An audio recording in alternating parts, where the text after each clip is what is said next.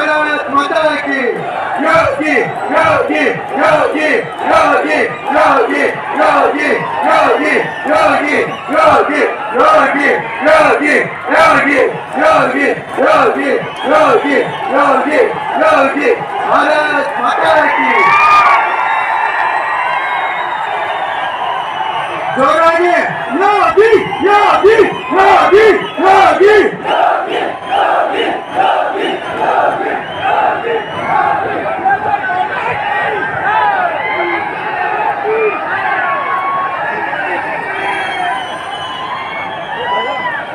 ಈಗ ಬಂದುದು ಬರೇ ಮಿಂಚ, ಅದಾದ್ಮೇಲೆ ಬರ್ತದ ಆಲಿಕಲ್ ಬಳಿ, ಅದಾದ್ಮೇಲೆ ಬರ್ತದ ಸಿಲ್ಡ. ಎಲ್ಲರೂ ಸ್ವಲ್ಪ ಜಾಗೃತಿಯಿಂದ ಕೂತ್ಕೋಬೇಕು, ಯಾಕಂದ್ರೆ ಕೂತಂತ ದಿನ ಅದ. ಈಗ ಮಾನ್ಯ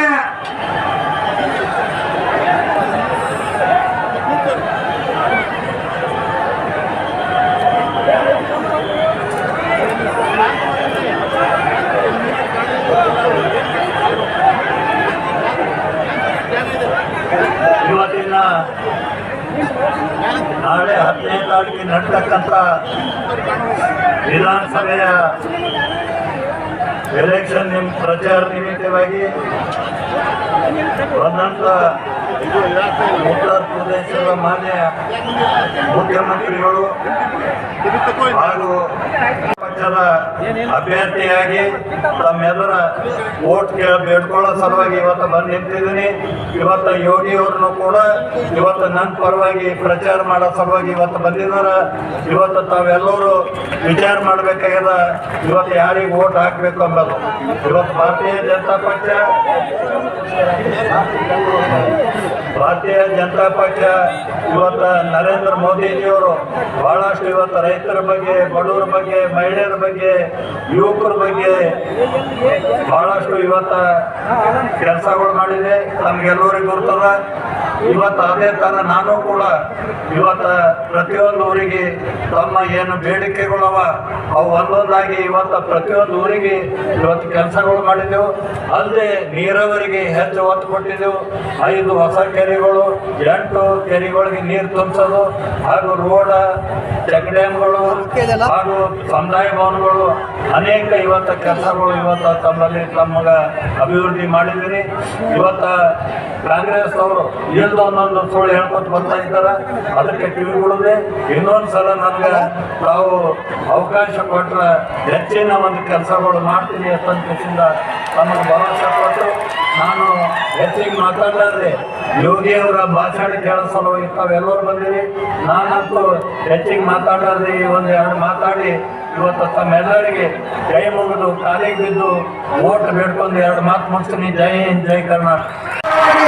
ನಿಮ್ಮೆಲ್ಲರ ಪರವಾಗಿ ಮಾನ್ಯ ಶಾಸಕರಾದಂತ ಸುಭಾಷ್ ಗುತ್ತೇದಾರ್ ಅವರು, ಹಿರಿಯ ಮುಖಂಡರಾದ ವೀರಣ್ಣ ಮಂಗಣ್ಣವರು ಶಾಮಿಸಬೇಕು, ವಿಠ್ಠಲರಾವ್ ಪಾಟೀಲ್ ಅವರು ರುದ್ರಾಕ್ಷಿ ಮಾಲೆಯನ್ನು ಕೊಡಬೇಕು. ಶಾಸಕರಾದ ಸುಭಾಷ್ ಗುತ್ತೇದಾರ್ ಅವರು ಬೆಳ್ಳಿ ಗದೆಯನ್ನು ಕೊಟ್ಟು ದುಷ್ಟರ ಸಂಹಾರ ಮಾಡಿ ಬೆಳ್ಳಿ ಗದೆಯನ್ನು ಕೊಡ್ತಾ ಇದ್ದಾರೆ. ಎಲ್ಲರೂ ಜೋರಾಗಿ ಚಪ್ಪಾಳೆಯನ್ನು ತಟ್ಟುವುದರ ಮುಖಾಂತರ ಆಳಂದ ತಾಲೂಕಿನ ಜನತೆಯ ಪರವಾಗಿ ಮಾನ್ಯ ಶಾಸಕರು ಯೋಗಿ ಆದಿತ್ಯನಾಥ್ ಅವರಿಗೆ ಬೆಳ್ಳಿ ಗದೆಯನ್ನು ಕೊಟ್ಟು ಸತ್ಕರಿಸ್ತಾ ಇದ್ದಾರೆ. ಅವರಿಗೆ ಧನ್ಯವಾದಗಳು. ಈಗ ವೇದಿಕೆಯ ಮೇಲೆ ಉಪಸ್ಥಿತರಿರುವ ಇನ್ನೊಬ್ಬ ಪೂಜ್ಯರಾದ ಕರ್ನಾಟಕದ ರಾಘವ ಚೈತನ್ಯದ ಫೋಟೋವನ್ನು ಕೊಟ್ಟು ಗೌರವಿಸಲಾಗ್ತಾ ಇದೆ. ಇನ್ನು ಕರ್ನಾಟಕದ ಯೋಗಿಜಿಯನ್ನೇ ಖ್ಯಾತರಾದ ಅಂಗೋಲಾದ ಪೂಜ್ಯ ಶ್ರೀ ಸಿದ್ಧಲಿಂಗ ಸ್ವಾಮೀಜಿಗಳಿಗೂ ಕೂಡ ಸನ್ಮಾನ. ಇದನ್ನ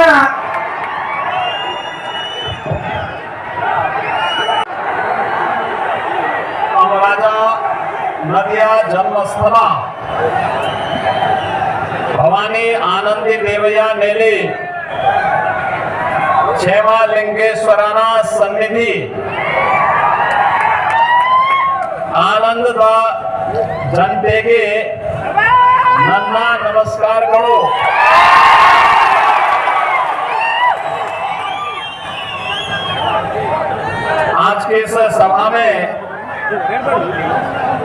मंच पर उपस्थित केंद्रीय मंत्री मान्य श्री भगवंत खोबा जी, भारतीय जनता पार्टी के लोकप्रिय प्रत्याशी Shri Subhash Guttedar ji, state general secretary Shri N Ravi Kumar ji, जिला के कार्याध्यक्ष अशोक भगले जी, मंडल अध्यक्ष आनंद पाटिल जी, जिला महामंत्री लिंगराज बिरादर जी, झारखंड से यहां पर उपस्थित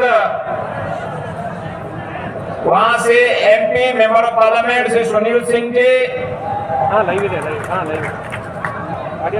मंच पर उपस्थित भारतीय जनता पार्टी के सभी पदाधिकारीगण और इस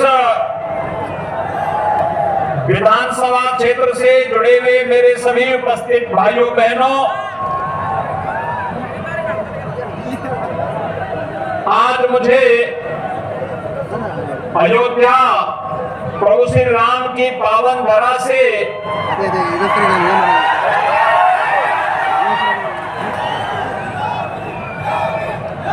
आनंद के राघव चैतन्य ज्योतिर्लिंग के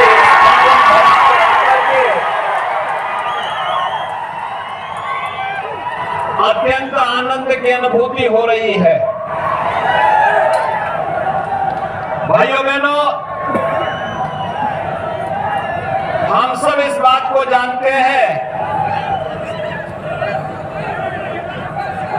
अयोध्या में 500 वर्षों के बाद प्रभु श्री राम के भव्य मंदिर का निर्माण कार्य पूरा हो रहा है।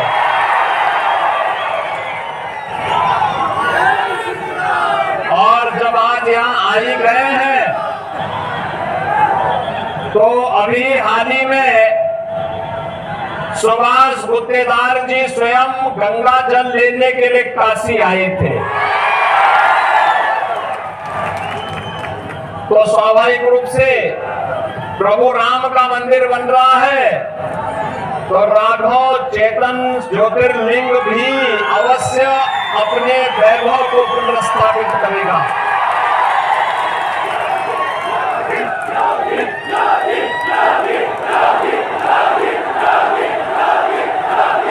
भाइयों बहनों,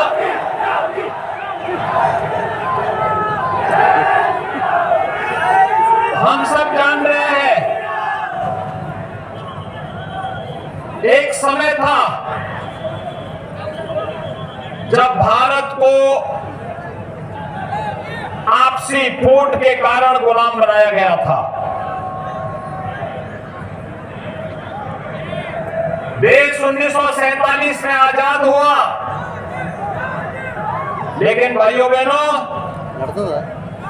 आजादी के बाद बड़ी तमन्ना के साथ जिस कांग्रेस को नेतृत्व दिया गया था, वह कांग्रेस उसी मार्ग पर चली थी जिस मार्ग पर कभी देश को विभाजन के कगार पर ले जाने वाले विदेशी हुकूमत कार्य कर रहे थे। कांग्रेस ने जाति के नाम पे समाज को बांटा,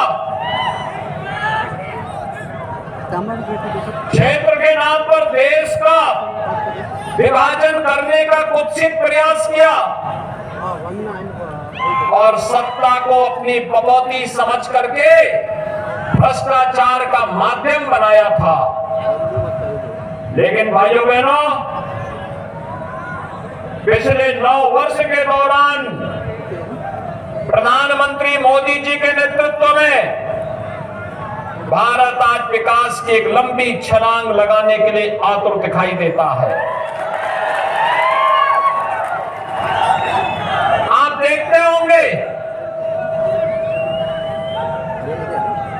कि आज दुनिया के अंदर कहीं कोई क्राइसिस आती है, कोई संकट आता है, दुनिया बड़ी आशा भरी निगाहों से भारत की ओर देखती है और जैसे प्रभु राम के काज में हनुमान जी संकट मोचक बनकर के आए थे, ऐसे ही संकट मोचक के रूप में दुनिया के अंदर प्रधानमंत्री मोदी जी का सम्मान होता है। आजादी के अमृत काल के प्रथम वर्ष में भारत आज दुनिया के 20 बड़े देशों के समूह का नेतृत्व कर रहा है। प्रधानमंत्री मोदी जी के नेतृत्व में हर भारतवासी गौरवान्वित है। लेकिन कांग्रेस के लोग प्रधानमंत्री मोदी जी के प्रति अभी कांग्रेस के अध्यक्ष ने किस प्रकार का वक्तव्य दिया है, प्रधानमंत्री पद का अपमानित करने का मतलब देश का अपमान है, और जो देश का अपमान करेगा उसको हम बर्दाश्त नहीं करेंगे। हर भारतवासी का इस संकल्प होना चाहिए। भाइयों बहनों,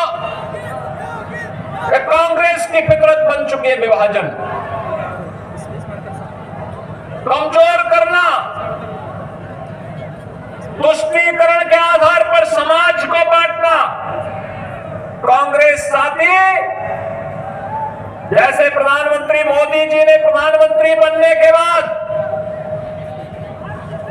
अयोध्या में डबल इंजन की सरकार थी, बीजेपी की डबल इंजन सरकार ने 500 वर्षों की समस्या का समाधान करके अयोध्या में राम मंदिर के निर्माण का मार्ग प्रशस्त किया था।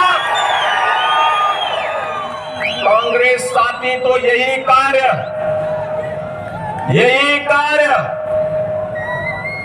आनंद में भी राघव चैतन्य शिवलिंग के लिए भी हो सकता था, लेकिन कांग्रेस सशक्तिकरण में नहीं, कांग्रेस तो तुष्टीकरण में विश्वास करती है। तुष्टीकरण, उसको डेवलपमेंट से कोई मतलब नहीं। पिछले 9 वर्ष के अंदर प्रधानमंत्री मोदी जी के नेतृत्व में highway, railway, airport, textile park,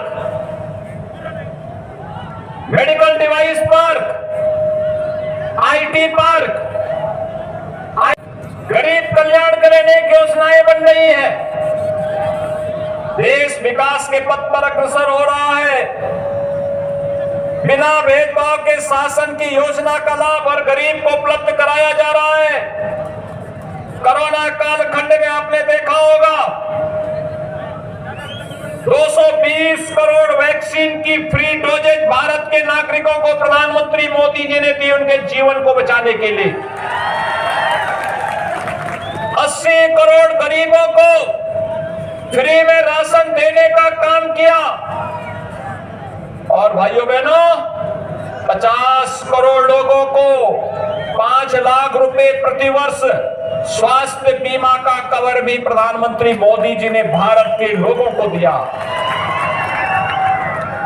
45 crore लोगों के जनधन, गरीबों के जनधन अकाउंट खोले। और यही नहीं, 15 करोड़ लोगों को स्किल डेवलपमेंट के साथ, स्टार्टअप और स्टैंड अप इंडिया के साथ जोड़ने का काम भी किया। 12 करोड़ गरीबों के घर में टॉयलेट दिए गए। 8 करोड़ गरीबों को उज्ज्वला योजना के एलपीजी के फ्री के कनेक्शन उपलब्ध करवाए गए। 4 करोड़ गरीबों के प्रधानमंत्री आवास योजना का लाभ दिया गया। हर घर नल की योजना आज कार्य रूप ले रही है।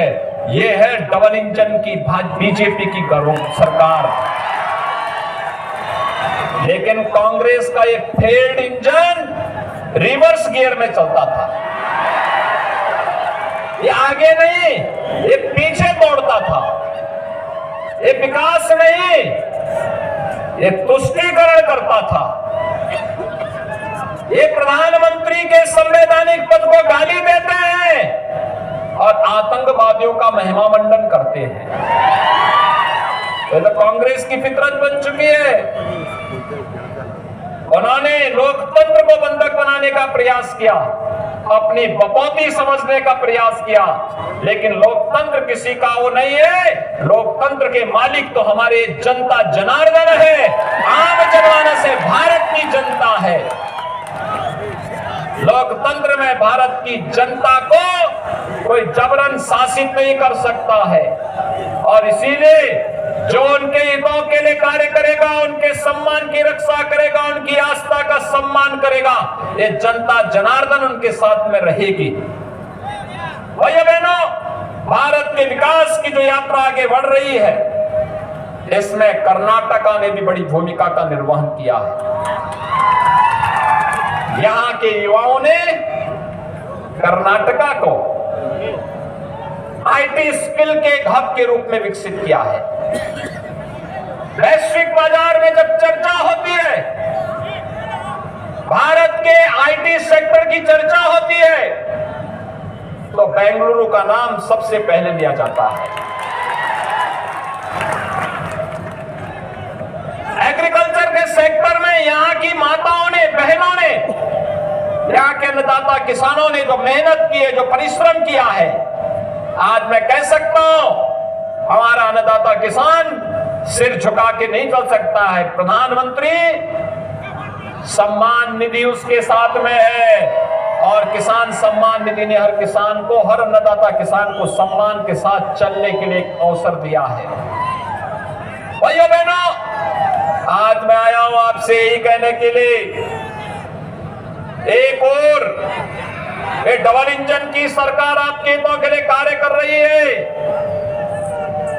आपके विरासत का सम्मान कर रही है, आपको सुरक्षा दे रही है।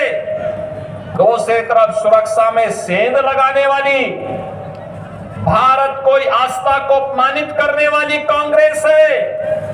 और इसीलिए मैं आया हूं आपसे कहने के लिए, लोग मुझसे पूछते हैं कि उत्तर प्रदेश में आखिर भाजपा की गवर्नमेंट आने के बाद आज वहां पे जनता का इतना समर्थन कैसे मिल रहा है। मैं कहता हूं ये प्रधानमंत्री मोदी जी के करिश्माई व्यक्तित्व का मार्गदर्शन है, और भाइयों बहनों, ये डबल इंजन की सरकार की ताकत भी है। डबल डोज डेवलपमेंट का, डबल स्पीड गरीब कल्याणकारी योजनाओं का, और उत्तर प्रदेश में अब माफिया और अपराधी नहीं है।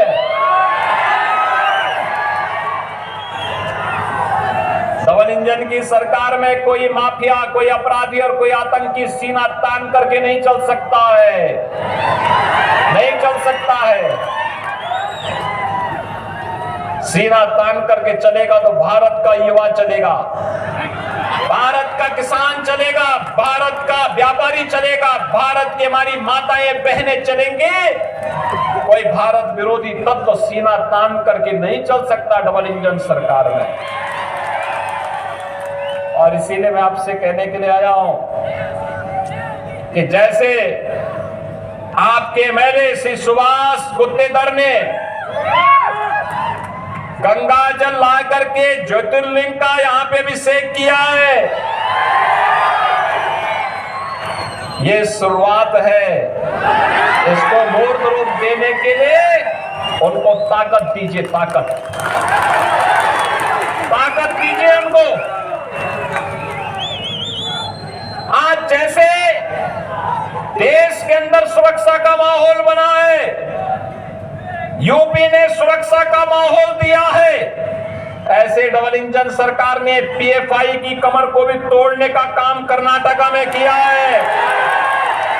डबल इंजन की सरकार को कर्नाटक में एक बार पूरे 5 साल का अवसर दीजिए।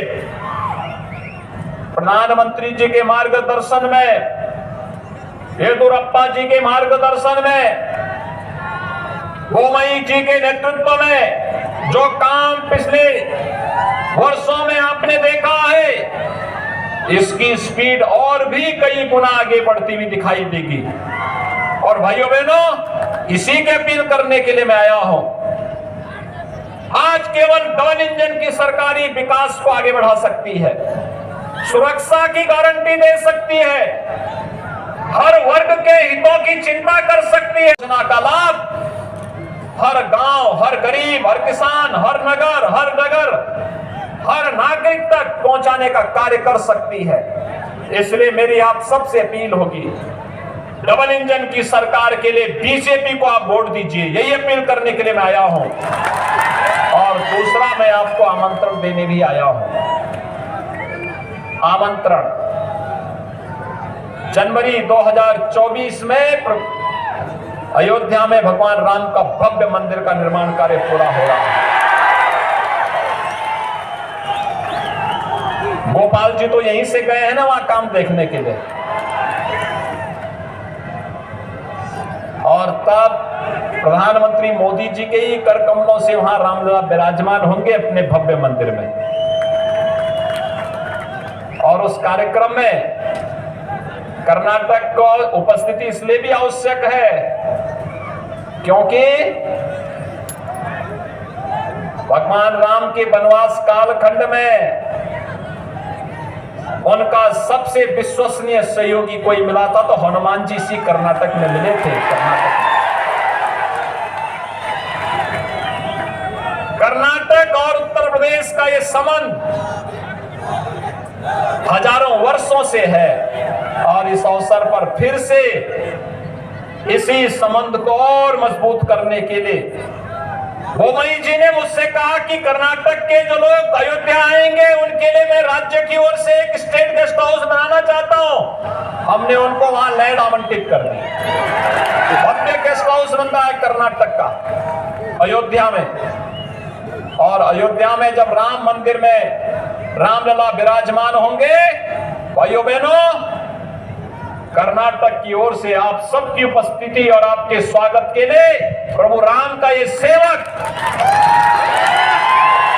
आपको आमंत्रित करता है। आप आइए, अयोध्या में प्रभु के दर्शन करिए और हजारों वर्षों की इस विरासत को अपने साथ लेकर के आने वाली पीढ़ी को देकर के जाइए कि देखिए कर्नाटक ने हजारों वर्षों से इस विरासत को संरक्षित करके रखा हुआ है। और भाइयों बहनों, इस विरासत की रक्षा, इसका संरक्षण आपके पूर्वजों ने कितनी दमदार तरीके से, कितनी विपरीत परिस्थितियों में काम किया करते हुए किया है। और आज भी देश स्वतंत्र है, प्रधानमंत्री मोदी जी का यशस्वी नेतृत्व है, तब हम लोगों को अपने इस कार्यक्रम को और मजबूती के साथ आगे बढ़ाना होगा। याद रखना होगा, एक भारत श्रेष्ठ भारत ही हम सबकी समस्या का समाधान है। हमारा देश मजबूत होगा, हम भी मजबूत होंगे। हमारा देश सुरक्षित होगा, हम भी सुरक्षित होंगे। और उसी सुरक्षा के लिए मैं आप सबको आमंत्रित करने के लिए आया हूं। आप आइए, अयोध्या में प्रभु राम के भव्य मंदिर निर्माण के उपरांत उद्घाटन कार्यक्रम में आपके स्वागत की उत्सुकता से मैं तैयारी कर रहा हूं। इस विश्वास के साथ मैं एक बार फिर से अपने लोकप्रिय विधायक श्री सुभाष गुत्तेदार को बीजेपी के कैंडिडेट के रूप में भारी बहुमत से विजयी बनाने की अपील आप सबसे करते हुए अपनी वाणी को देता हूं विराम। मेरे साथ बोलेंगे जय जय श्री राम, जय जय श्री राम।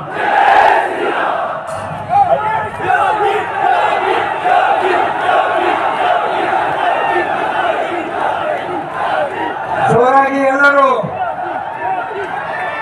ಎಲ್ಲರ ಸಂಕೇತವನ್ನು ತೋರಿಸ್ತಾ ಇದ್ದಾರೆ. ಯೋಗಿ ಯೋಗಿ ಯೋಗಿ ಯೋಗಿ ಯೋಗಿ ಯೋಗಿ ಯೋಗಿ ಯೋಗಿ ಯೋಗಿ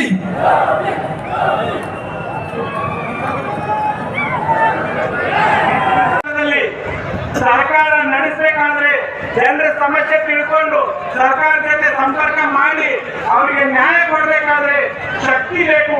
ಆ ಶಕ್ತಿ 75 ಆದ್ಮೇಲೆ ಇರೋದಿಲ್ಲ ಅಂತೇಳಿ ಸ್ವಯಂ ಕ್ರಿಯಾಶೀಲರು ಉತ್ಸಾಹಿಗಳಾದ್ರೂ ಕೂಡ ಯಡಿಯೂರಪ್ಪ ಅವರು ಮುಖ್ಯಮಂತ್ರಿ ಸ್ಥಾನಕ್ಕೆ ಸ್ವ ಇಚ್ಛೆಯಿಂದ ರಾಜೀನಾಮೆ ಕೊಟ್ಟು ಇವತ್ತು ಬಿಜೆಪಿಗೆ ಮಾರ್ಗದರ್ಶಕರಾಗಿದ್ದಾರೆ. ಆದ್ರೆ ನಮ್ಮ ಆಳಂದ ಕ್ಷೇತ್ರದಲ್ಲಿ ಅವ್ರ ಮನೇಲಿ 75 ಹುಟ್ಟುಹಬ್ಬ ಮಾಡಿದಾರ. ಅಂದ್ರೆ ಅವ್ರ ಉದ್ದೇಶ ಏನು ಅಂತ ಹೇಳಿದ್ರೆ ಸಾಯಂಕಾಲ BR ಪಾಟೀಲ್ MLA ಇರ್ಬೇಕಂತ. ಕೆಲಸ ಮಾಡಕ್ ಬರ್ಲಿ ನಡೆಯಕ್ ಬರ್ಲಿ ಬಿಡ್ಲಿ ಏನೇ ಇರ್ಲಿ ನಾನೇ ಇರ್ಬೇಕು ಅಂದ್ರೆ ಅಂತ ಸ್ವಾರ್ಥ ಮನುಷ್ಯರಿಗೆ ಇವತ್ತು 2023 ಚುನಾವಣೆಯಲ್ಲಿ ನೀವೆಲ್ಲ ಮತ ಚಲಾಯಿಸಿ ಅವ್ರಿಗೆ ಶಾಶ್ವತವಾಗಿ ಮನೆ ಕಳಿಸ್ಕೊಡ್ತೀರಿ ಅಂತ ಹೇಳಿ ಸಂದರ್ಭದಲ್ಲಿ ಹೇಳಿಕೆ ಇಚ್ಛೆ ಪಡ್ತಾ ಇದ್ದೀನಿ. ಸ್ನೇಹಿತರೆ, ಇವತ್ತು ಅಳಂದಿನ ಅಭಿವೃದ್ಧಿ ಆಗ್ತಾ ಇದೆ. ಇಲ್ಲಿ ಮಾಗಲಿಪುರ, ನಮ್ಮ ಹಿರೋಳಿ, ನಮ್ಮ ಸುಂಕೂರು, ನಮ್ಮ ಅನೇಕ ನಮ್ಮ ನೇಕಾರರಿರುವಂತ ಸಮುದಾಯದಿಂದ ಹಳ್ಳಿನಿಂದ ಬಂದಂತ ಜನರಿಗೆ ಒಂದು ಮಾತು ಹೇಳಿಕೆ ಇಚ್ಛೆ ಪಡ್ತಾ ಇದ್ದೀನಿ. ಇವತ್ತು ಕಲಬುರಗಿ ಜಿಲ್ಲೆಯನ್ನು ಟೆಕ್ಸ್ಟೈಲ್ ಪಾರ್ಕ್ ಅನ್ನಂತೇಳಿ ಗುರುತಿಸಿದಂತ ವ್ಯಕ್ತಿ ಯಾರಾದ್ರೂ ಇದ್ರೆ ಅದು ನರೇಂದ್ರ ಮೋದಿ ಅಂತೇಳಿ ಸಂದರ್ಭದಲ್ಲಿ ಹೇಳಿಕೆ ಇಚ್ಛೆ ಪಡ್ತಾ ಇದ್ದೀನಿ. ನಮ್ಮ ನೇಕಾರ ಬಾಂಧವರೇ, ನಿಮ್ಮನ್ನು ಕಟ್ಕೊಂಡು ನಾನು ಹೋರಾಟ ಮಾಡಿದ್ದೆ. ಯಾರು ಕೈಮಗ್ಗ ನೇಕಾರಿದ್ದಾರ ಅವರಿಗೆ ಹಾವೇರಿ ಅಲ್ಲಿಂದ ದೂರ ಹಳ್ಳಿಗಳಿಂದ ಮೀನ್ ಬರ್ತಾ ಇತ್ತು. ಮೀನ್ ಸಮಯಕ್ಕೆ ಬರದೇ ಇರೋದ್ರಿಂದ ನೀವು ಕಂಗಾರ ಆಗ್ತಾ ಇದ್ರಿ. ಇವತ್ತು ನಮ್ಮ ಹೋರಾಟದ ಫಲವಾಗಿ ಇವತ್ತು ಈ ಒಂದು ರೈಸಿಂಗ್ ये जो मैं बता रहा हूँ कर्नाटका से गुलबर्गा डिस्ट्रिक्ट आलम तालुका, यहाँ पे मध्य प्रदेश का मुख्यमंत्री आदित्य योगीनाथ आ रहे हैं। आज यहाँ पे आलम में यहाँ पे जो भी है बुलडोज़र यानी कि जेसीपी, बहुत सारी जेसीपी ला के यहाँ पे खड़ा कर दिया है। मैं दिखा रहा हूँ जय सवाल टीवी से प्रकाश राठौड़। ये पहली बार